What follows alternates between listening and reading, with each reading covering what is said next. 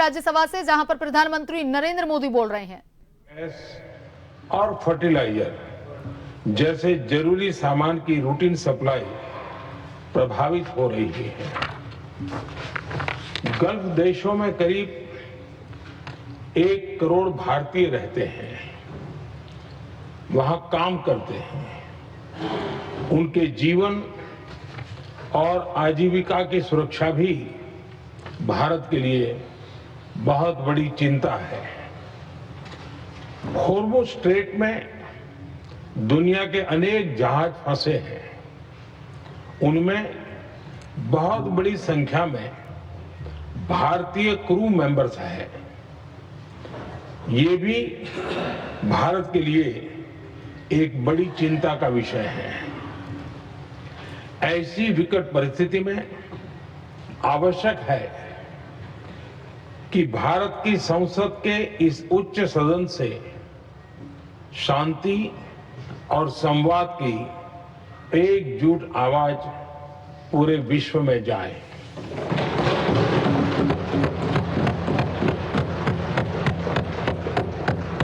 सभापति जी, युद्ध की शुरुआत के बाद से मैंने पश्चिम एशिया के ज्यादातर देशों के राष्ट्राध्यक्षों के साथ 2 राउंड फोन पर बात की है। हम गल्फ के सभी देशों के साथ लगातार संपर्क में हैं। हम ईरान, इजराइल और अमेरिका के साथ भी संपर्क में हैं। हमारा लक्ष्य डायलॉग और डिप्लोमेसी के माध्यम से क्षेत्र में शांति की बहाली का है। हमने डी एस्केलेशन और हॉर्मुज स्ट्रेट खोले जाने पर भी उनसे बात की है। कमर्शियल जहाजों पर हमला और हॉर्मुज स्ट्रेट जैसे अंतर्राष्ट्रीय जलमार्ग में रुकावट अस्वीकार्य है। भारत ने नागरिकों पर, सिविल इंफ्रास्ट्रक्चर पर, एनर्जी और ट्रांसपोर्ट से जुड़े इंफ्रास्ट्रक्चर पर हमलों का विरोध किया है। भारत डिप्लोमेसी के जरिए युद्ध के इस माहौल में भी भारतीय जहाजों के सुरक्षित आवागमन के लिए सतत प्रयास कर रहा है। भारत ने इस समस्या के समाधान के लिए संवाद का ही रास्ता सुझाया है। इस युद्ध में किसी के भी जीवन पर संकट मानवता के हित में नहीं है।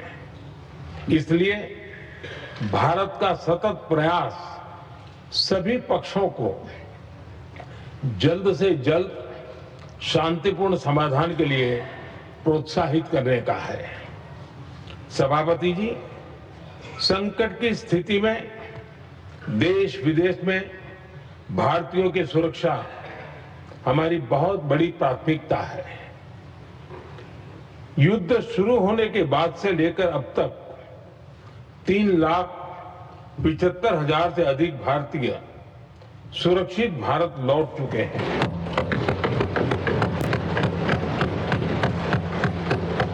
ईरान से ही अभी तक 1,000 से अधिक भारतीय सुरक्षित वापस लौटे हैं। इनमें 700 से अधिक मेडिकल की पढ़ाई करने वाले युवा हैं।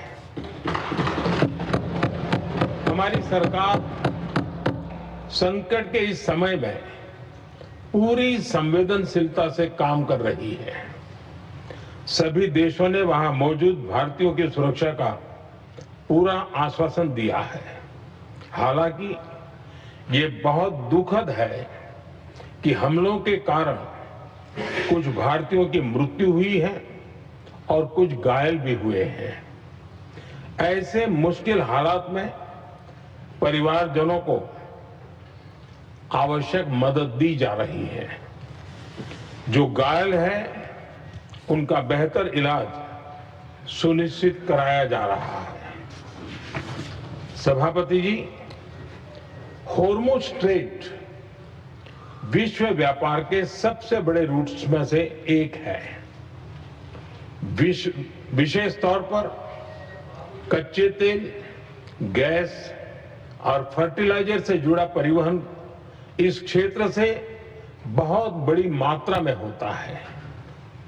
युद्ध के बाद से ही हॉर्मुज स्ट्रेट में जहाजों का आना जाना बहुत चुनौतीपूर्ण हो गया है, लेकिन विपरीत परिस्थितियों के बावजूद हमारी सरकार ने संवाद से, कूटनीति के माध्यम से रास्ते बनाने का प्रयास किया है।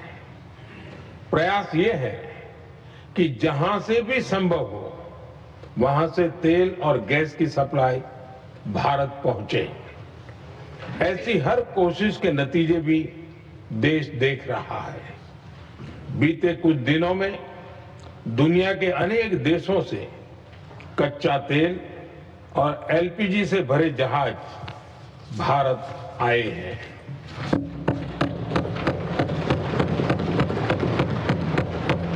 इस दिशा में हमारे प्रयास आने वाले दिनों में भी जारी रहेंगे। सभापति जी, भारत का प्रयास है कि तेल हो, गैस हो, फर्टिलाइजर हो, ऐसे हर जरूरी सामान से जुड़े जहाज भारत तक सुरक्षित पहुंचे। लेकिन इस युद्ध से बनी वैश्विक परिस्थितियां अगर लंबे समय तक बनी रहती है तो गंभीर दुष्परिणाम तय है। इसलिए भारत ने अपनी रेजिलियंस बढ़ाने के लिए जो भी प्रयास बीते वर्षों में किए हैं उनको और गति दे रहा है। सभापति जी, कोई भी संकट हो वो हमारे हौसलों और हमारे प्रयास दोनों की परीक्षा लेता है। देश ऐसे संकटों का बेहतर तरीके से सामना कर सके, इसके लिए बीते 11 वर्षों में निरंतर निर्णय लिए गए हैं। एनर्जी इंपोर्ट का डाइवर्सिफिकेशन ऐसे ही प्रयासों का हिस्सा है।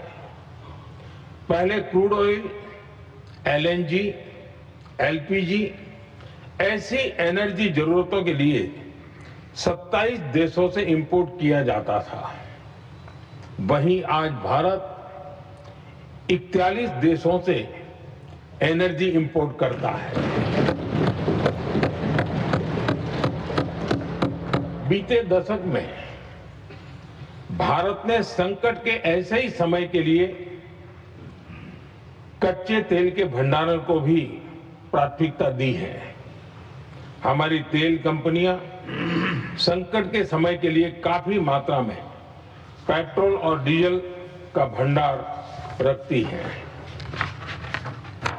बीते 11 वर्षों में 53 लाख मीट्रिक टन से अधिक का स्ट्रेटेजिक पेट्रोलियम रिजर्व भी डेवलप किया गया है और 65 लाख मीट्रिक टन से अधिक के रिजर्व की व्यवस्था पर देश काम कर रहा है। साथ ही बीते दशक में भारत की रिफाइनिंग कैपेसिटी भी अच्छी खासी बढ़ाई गई है। मैं आपके माध्यम से सदन को और देश को ये आश्वासन देना चाहता हूं कि भारत के पास क्रूड ऑयल के पर्याप्त स्टोरेज के और निरंतर सप्लाई की व्यवस्थाएं हैं। सभापति जी, हमारी सरकार की कोशिश है कि ईंधन के किसी एक ही स्रोत पर ज्यादा निर्भरता न रहे। सरकार घरेलू गैस सप्लाई में एलपीजी के अलावा पीएनजी पर भी बल दे रही है। बीते दशक में देश में पीएनजी कनेक्शन पर अभूतपूर्व काम हुआ है। बीते दिनों में इस काम को और तेज किया गया है। साथ ही एलपीजी के घरेलू उत्पादन को भी बड़े पैमाने पर बढ़ाने का प्रयास किया जा रहा है। सभापति जी, बीते वर्षों में सरकार का निरंतर प्रयास रहा है कि हर सेक्टर में दूसरे देशों पर निर्भरता कम से कम हो, हम ज्यादा से ज्यादा आत्मनिर्भर हो, यही एकमात्र विकल्प है। जैसे भारत का 90% से अधिक ट्रेड विदेशी जहाजों पर होता है, ये स्थिति किसी भी वैश्विक संकट में भारत की स्थिति को और भी गंभीर बना देती है। इसलिए सरकार ने मेड इन इंडिया जहाज बनाने के लिए करीब 70,000 करोड़ रुपए का अभियान शुरू किया। भारत आज ship building, ship breaking, maintenance and overhauling ऐसी हर सुविधा के निर्माण पर तेज गति से काम कर रहा है। भारत अपने डिफेंस सेक्टर को भी अधिक रेजिलिएंट बना रहा है। बीते दशक में किए गए प्रयासों से भारत आज अपनी जरूरत के अधिकांश हथियार भारत में ही बना रहा है। एक समय था जब भारत अपने जीवन रक्षक दवाओं के कच्चे माल यानी एपीआई के लिए भी दूसरे देशों पर बहुत अधिक निर्भर था। बीते वर्षों में देश ने भारत में ही एपीआई इकोसिस्टम बनाने के लिए अनेक प्रयास किए हैं। इसी प्रकार रेयर अर्थ मिनरल्स में विदेशी निर्भरता को कम करने के लिए भी बड़े कदम उठाए जा रहे हैं।